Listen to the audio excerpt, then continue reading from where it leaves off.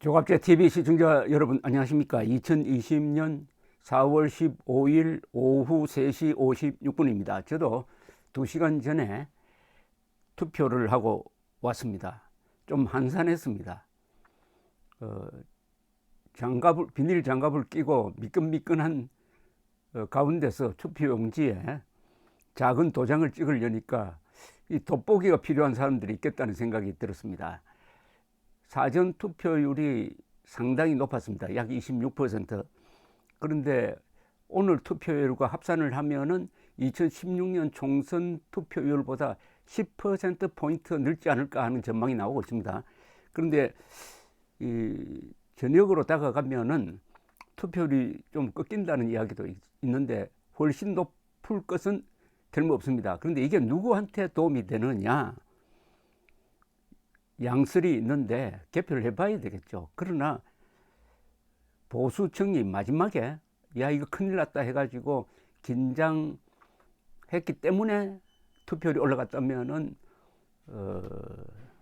결과가 아주 흥미롭게 전개될 것이라고 생각합니다. 현재로는 더불어민주당 압승 구조입니다.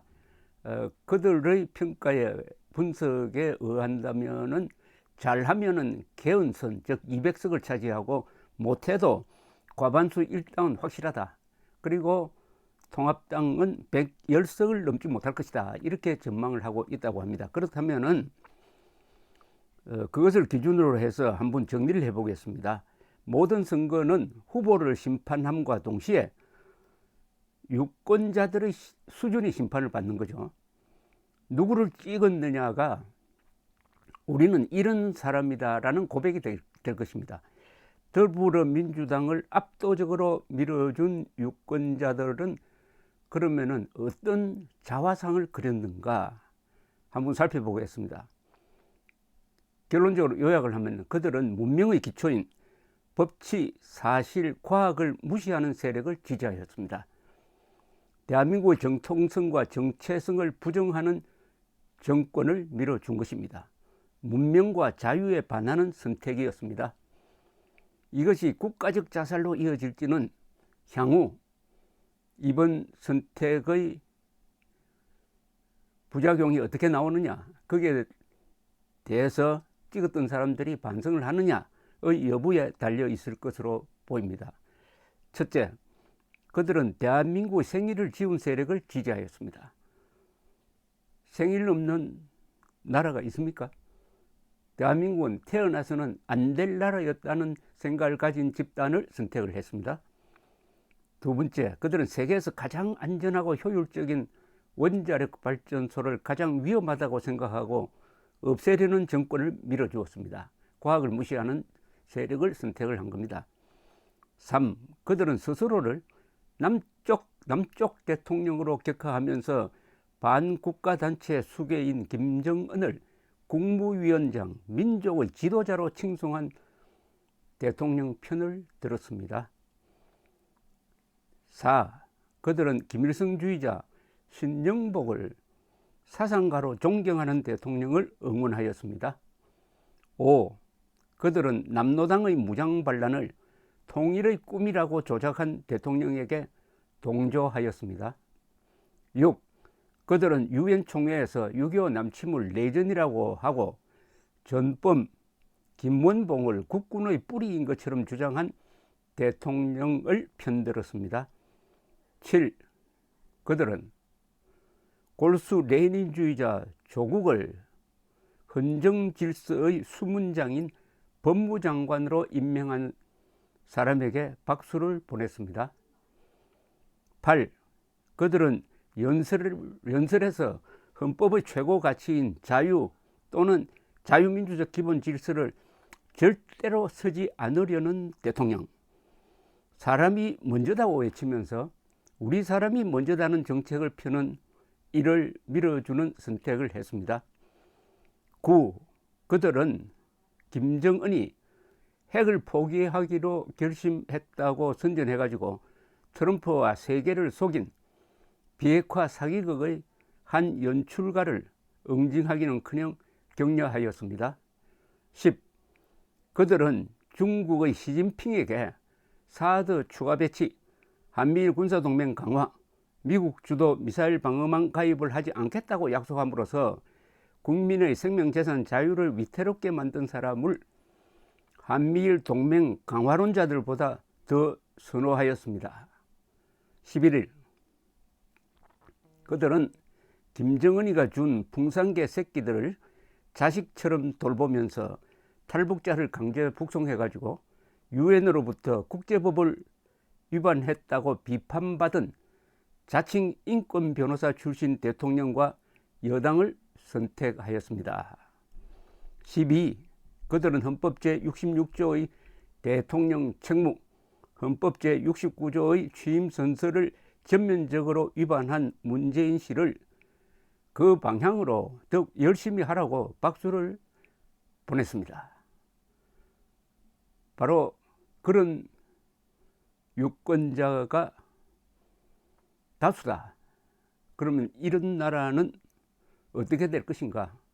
우선 이런 투표를 한 사람들이 자유민주국가, 법치국가, 방공국가, 대한민국의 주권자가 될 자격이 있는가? 이들의 수준에 맞는 국가는 문명국가가 아닐 것이다. 민주국가도 아닐 것이다. 법치국가도 아닐 것이다. 그럼 뭐냐? 베네수엘라가 아닐까요? 베네수엘라. 그렇다면 이번 총선은 베네코리아로 가는 길을 활짝 열어젖힌 것이 아닌가?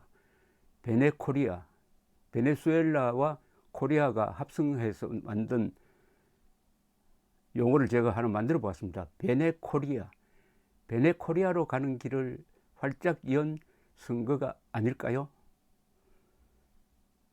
물론 선거는 그리고 민주주의는 장점이 하나 있습니다. 묻혔던 사실을 다 드러냅니다. 선거를 통해서 다 드러냅니다. 한국 사람들의 수준도 드러냈습니다. 장점도 드러냈습니다. 그리고 단점도 같이 드러냈습니다. 민주주의, 언론의 자유, 비판의 자유, 야당의 존재, 사법부의 견제 역할, 이런 게 왜 좋으냐 하면은 문제를 덮지 않는다는 겁니다. 진실을 덮지 않고 진실을 드러내버린다 이거죠. 특히 선거를 통해서 적나라하게. 그러면은 사람들이 진실을 알 수가 있고 대책을 세울 수 있고 그리하여 잘못한 것을 스스로 고칠 수 있다. 자기 정화가 가능하다. 궤도 수정이 가능하다. 이게 민주주의 최대 장점입니다. 이 독재 체제는 한 번 길을 잘못 가면은 돌아오는 법이 없습니다. 그 길로 가서 망해버립니다. 그러나 자유민주주의는 지그재그로 갑니다. 잘못하면 바로 잡습니다. 지그재그 지그재그. 그렇게 하되 계속 자유를 향한 전진의 길을 간다. 그래서 이승만 대통령은 1948년 8월 15일 취임 연설을 할 때 이렇게 이야기를 했습니다. 우리는 민주주의를 믿어야 할 것입니다. 문제 해결하는 데서는 민주주의보다 독재가 더 빠르다고 이야기하는 사람도 있지만은 종국에 가서는 선이 악을 이긴다고 믿고 민주주의를 추진할 수밖에 없습니다라고 이야기를 했습니다.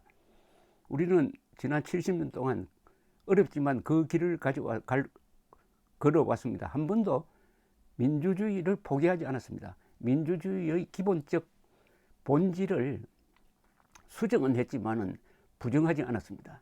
그러나 오늘 이 순간 한국의 유권자들은 자유민주주의 그 자체를 부정하는 정권에 격려를 보내는 선택을 했습니다.